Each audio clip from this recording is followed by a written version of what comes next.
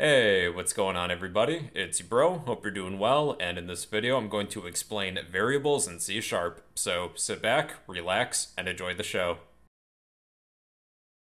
Do you all remember back in middle school when we learned about algebra, we had to solve an equation to find the value of x, and x is some representation of a number? Well, with programming, we can create our own variables, but we are not limited to just numbers. We can store characters, words, and even these things called booleans, which are either true or false. So I'm going to show you all how we can create our own variables in C#. Creating a variable takes two steps: declaration and initialization. To create a variable, we first have to declare what type of data we'll be storing. If we need to store a number, we'll type int, short for integer, and we'll need a unique name for this specific variable. So let's just call this x, and then end the statement with a semicolon, because with programming, semicolons are kind of like periods when you finish a sentence. Okay, so this step was declaration, and I'll just add a note here. So this step is declaration. And now to assign a value, we will initialize this variable. So to assign this variable x a value, type x equals, and then some value. Let's say 1, 2, 3, then semicolon. Okay, so we now have a variable named x, and this step is initialization. Now you can combine these two steps. So to do that, we would say int, let's say y this time, equals 321, semicolon. So we have two variables, x and y. So this step right here is both declaration and initialization. Now these variables behave as the value that they contain. So let's display some of these. So within a Console.WriteLine statement, I'm going to display x. And then with a second WriteLine statement, I will display y. So Console.WriteLine y. And we have 1, 2, 3, 3, 2, 1. Now you can use these for like math too. We could say like int z equals x plus y, and then display whatever z is. Console.WriteLine z.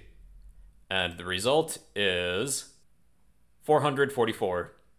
So these names for these variables really aren't descriptive, x, y, and z. We can give some more unique names that describe what kind of value that these variables contain. So let's say int age, and I'll assign this variable age a value of 21. And then I can display my age within a WriteLine statement or use it for something.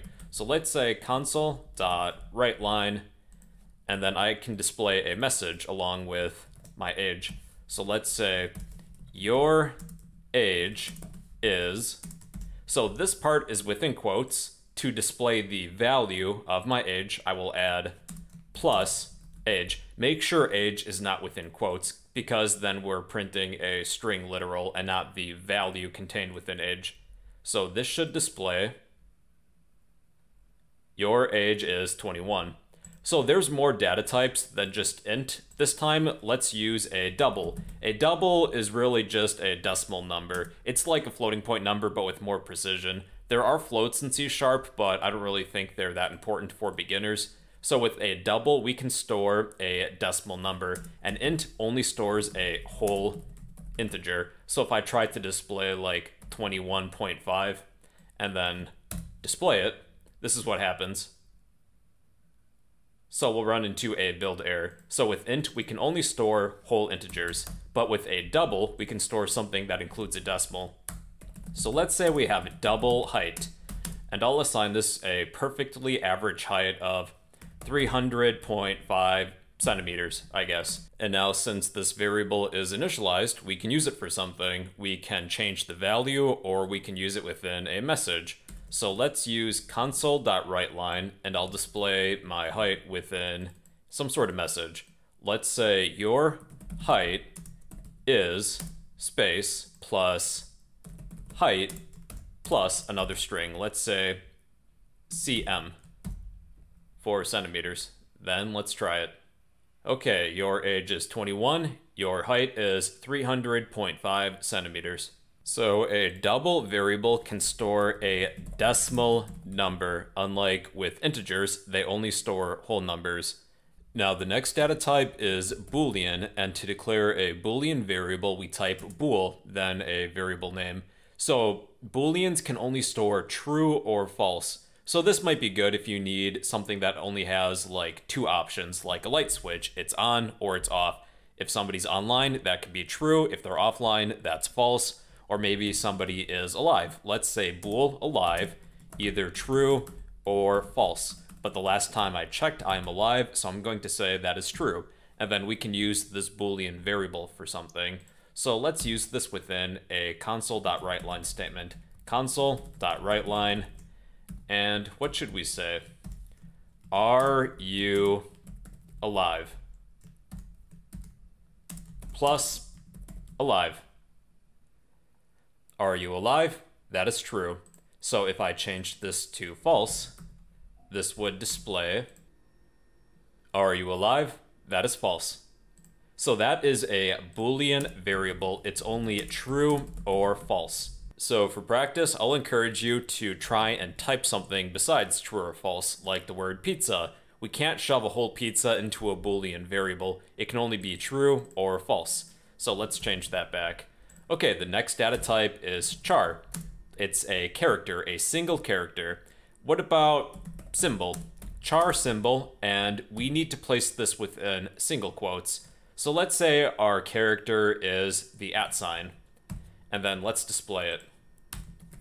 Console.WriteLine. Your symbol is plus symbol. Your symbol is @. So make sure that this is within single quotes when you assign a value.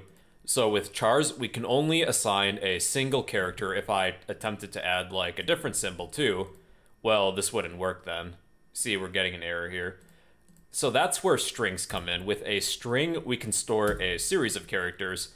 And to declare this, we type string with a capital S. String, let's say name, string name, and this value is within double quotes. So type whatever your first name is, and then we can use our name for something. Let's display a message that says hello, whatever your name is. Console.WriteLine, hello, plus name.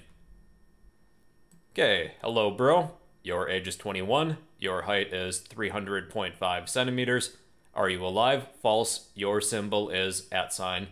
Let's say that we have a username, and I'll say string username equals symbol plus name, and then I'll display this.